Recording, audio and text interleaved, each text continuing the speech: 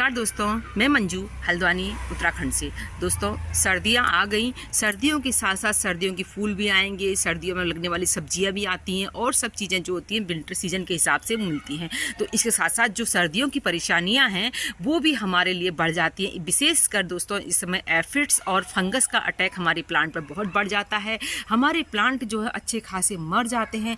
फिर रात का पाला पड़ता है, ठंड पड़ती है और उसके अलावा रात को जो सुबह ओस पड़ती है उसमें पानी प्लांट पर रह जाता है और उससे रहने से जो है तो हमारे प्लांट जो होते धूप भी नहीं आती है, तो बहुत ज़्यादा जो है प्लांट परेशान होते हैं। तो ऐसे में अपने प्लांट को आप जो होते हैं ऑर्गेनिक चीज़ें दीजिए, जो गर्म ताज़ी, जैसे आप खुद गर्म चीज़ें खाते हैं वैसे ही पौधों को भी कुछ ना कुछ गर्म चीज़ों का स्प्रे करिए, जिससे कि उनके यहाँ उनके आसपास जो है एक गर्माहट का एहसास रहता है और प्लांट भी बहुत जल्द आसानी से इस ठंड को सहन कर लेते हैं। दोस्तों, इस समय आपको अपने प्लांट की सॉइल जो है बहुत ज़्यादा गीली मत रखिए।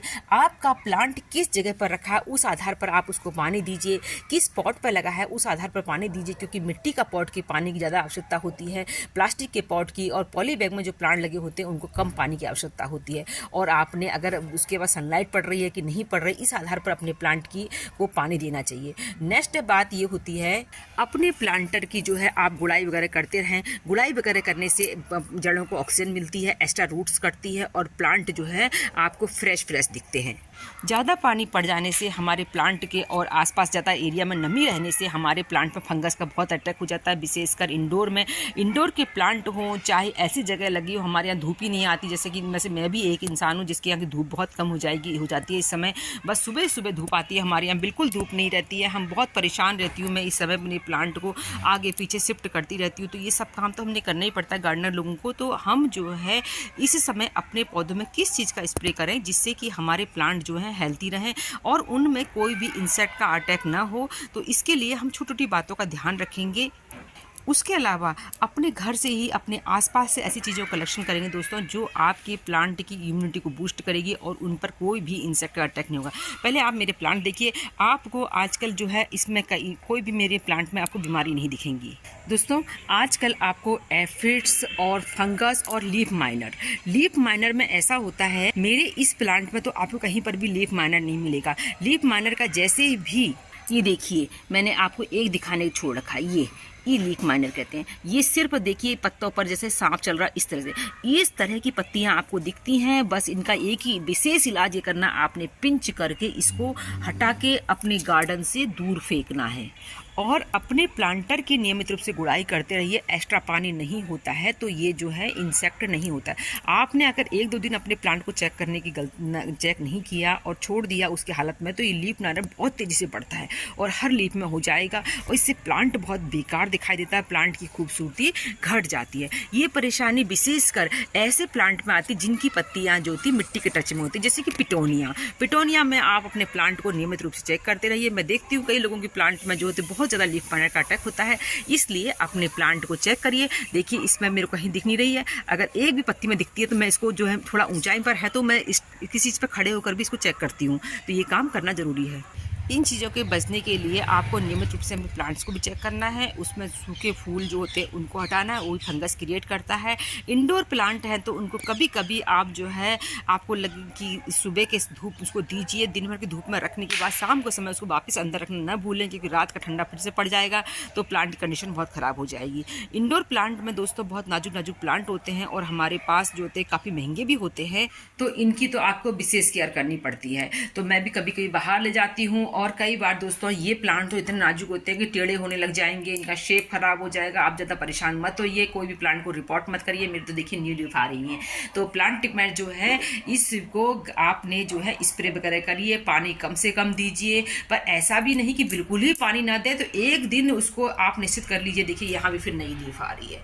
तो अभी मेरी बहुत अच्छी चल रहे हैं और इसमें आपने इंडोर जहाँ पर रखा है वहाँ पर अच्छी सी मात्रा में आपको रात के समय लाइट ऑन कर दीजिए, जिससे इनको रोशनी का का एहसास हो, तो ये सब काम करेंगे। और जो मैं स्प्रे बता रही हूँ वो स्प्रे और फर्टिलाइजर आप देंगे तो आपके प्लांट बिल्कुल नहीं मरेंगे। दोस्तों मैं बहुत साधारण चीज़ बता रही हूँ, ये देखिए ये है नीम के पत्ते। आपको हर जगह, हर गली, हर मोहल्ले, हर गाँव और हर जो है ब्लॉक में चीज़ें मिल जाती हैं। तो कहीं से भी कुछ नीम के पत्ते आप कलेक्ट कर लीजिए। मैं तो अपने जो है बहुत ज़्यादा मात्रा में नीम के पत्ते लाई हूँ, इसको मैं कई तरह से यूज करती हूँ, तो ये मेरे लिए बहुत ज़रूरी है। मैं तो जो है दोस्तों पेस्ट भी जो है नीम की डंडियों से करती है। पत्ते मेरे पौधे खाएंगे, डंडियाँ मेरे भी काम आ जाती हैं। फिर देखिए दोस्तों एलोवेरा है, इसमें बहुत ज़्यादा माइक्रो न्यूट्रिएंट होता है। ये तो नेचुरल जो है फंजीसाइड वगैरह काम करता है। हम अपने जब नए कटिंग लगाते तब भी यूज करते हैं, तो इसको भी जो है आप इस यूज करिए। फिर देखिए दोस्तों ये है लौंग और दालचीनी, अगर आपको दोनों मिल जाएं दोनों लीजिए। इसके अलावा आप देखिए ये मिर्च हैं,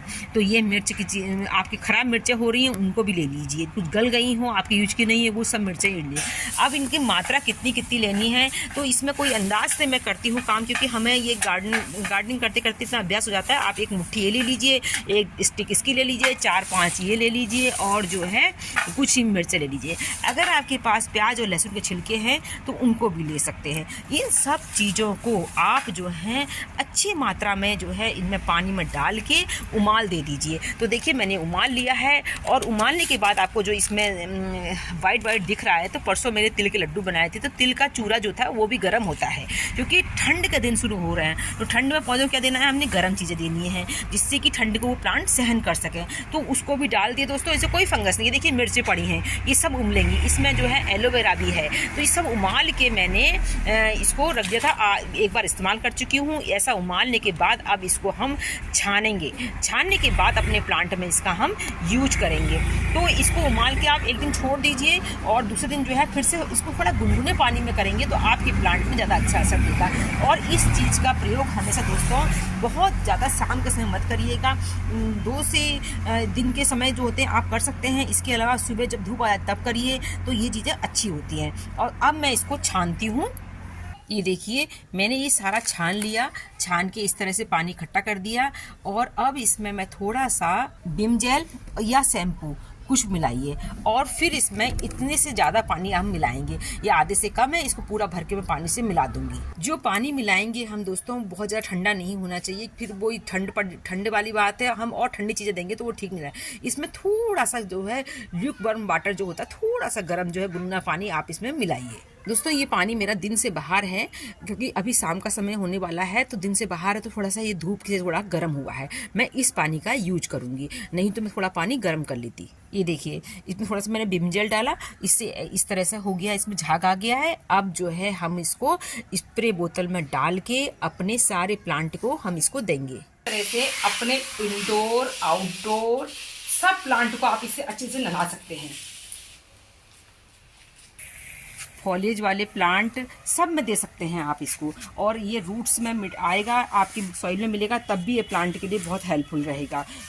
ये देखिए फूल वाले पौधे, पिटोनिया वगैरह आप इसकी सॉइल में भी दे दीजिए इसको, ये इनके लिए बहुत हेल्पफुल रहेगा।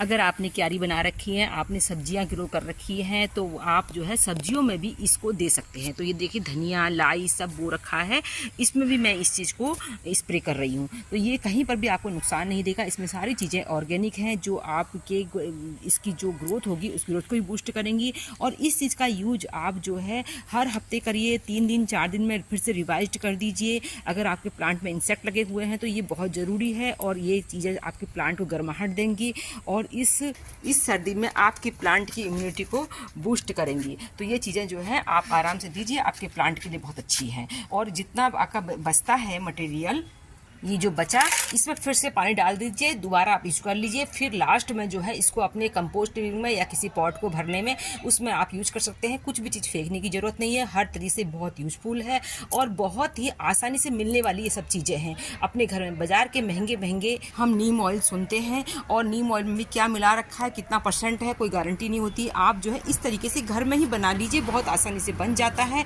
इसमें आप थोड़ी मात्रा में ऑयल भी मिला सकते हैं और बहुत हेल्पफुल होगा। तो उम्मीद करती हूँ दोस्तों आज जानकारी आपको पसंद आई होगी। मेरे किसी भी प्लांट में आपको इंसेक्ट का अटैक नहीं दिखेगा, बस मैं ये सब चीज़ें कर रही हूँ। धूप नहीं आ रही तो आपको बहुत ज़रूरी करना है। तो उम्मीद करती हूँ आज जानकारी आपको पसंद आई होगी। फिर मिलते हैं किसी दूसरे वीडियो में, तब तक के लिए नमस्कार।